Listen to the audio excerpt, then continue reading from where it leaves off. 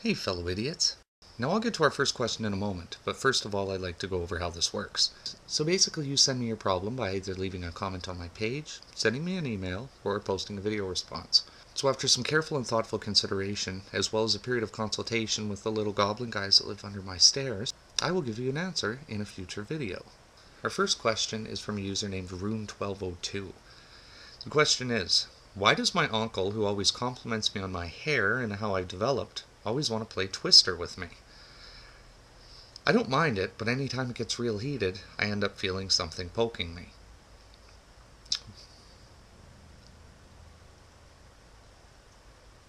Well, Rune1202, I think the answer that's on all YouTubers' minds right now is that you're probably worrying too much over nothing. And that poking that you feel, it's probably just his bony elbow or something. Really, nothing to worry about. Actually, to be honest, Rune, your uncle is a perv. And it's time that you took a stand and start profiting from it. That jacket you saw at the mall, it could be yours. New shoes? No problem. Brand new car? Well, that might be pushing it a little bit, unless your uncle is rich Uncle Pennybags. And that's kind of gross, but hey, that mustache might tickle a little bit. I mean, he's not going to change, and if you squeal, probably nobody will believe you anyways. So you might as well capitalize on his depravity and hit him where it really hurts, in the wallet. Every teenage girl needs a sugar daddy, and in lieu of one of those, I guess a sugar uncle is a reasonable substitute, relatively speaking. Our next question was an email submission sent to me by somebody named Kevin. And Kevin says, I've been having a little bit of trouble at McDonald's where I work.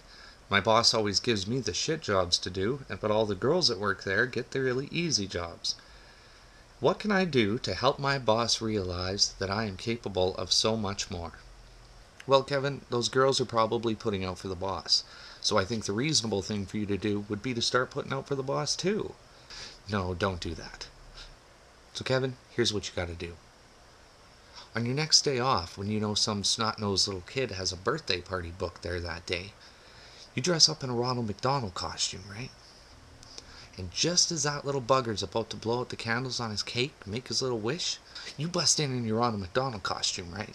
You start yelling, fire, fire! You use a fire extinguisher to blow out the candles on that kid's cake.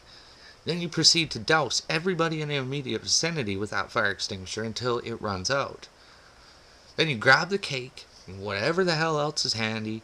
I know a lot of places in McDonald's have the chairs bolted down on the fucking floor so people don't steal them. I guess they had a problem with people stealing chairs at one point in time. But, you know, the high chairs aren't bolted down. Just don't throw ones that have children in them at the time, Kevin. So after completely ruining the kid's birthday, you can rest assured nobody who was in there is going to ever come back to that fucking place. And word is going to get out about crazy fucking burger clowns going schizo, batshit crazy, and fucking trashing their own restaurants. You bust out one of the big picture windows and make your escape. Now, if your disguise was good enough, if you took the time and the care, the amount of time and care that I put into answering your questions, then they probably won't even know who it was.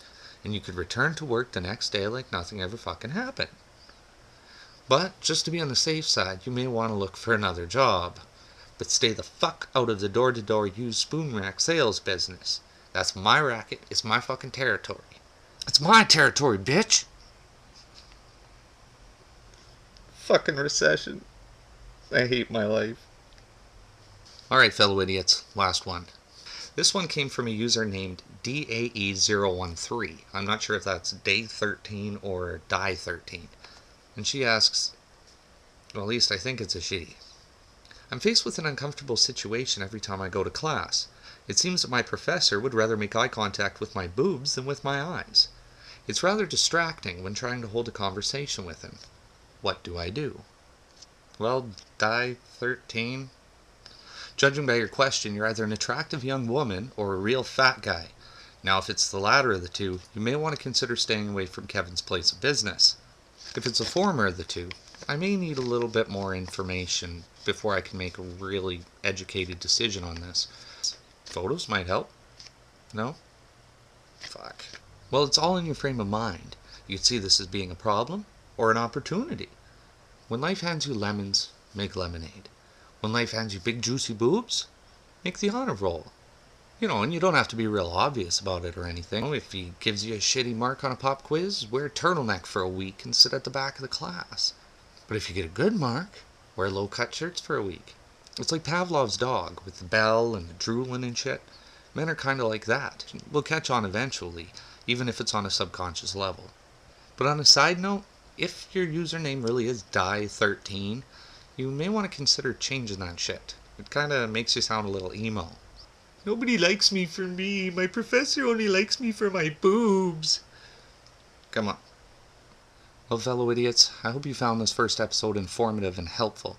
Keep the questions coming, and the episodes will keep coming. And remember, whatever your problem, however big, however small, MrBadAdvice is here to help. Because that's just what I'm inclined to do. So my friend came to me for advice the other day. He had just broken up with his Japanese girlfriend, and he was really upset about it. I said, don't worry, man. There's plenty more in the sea.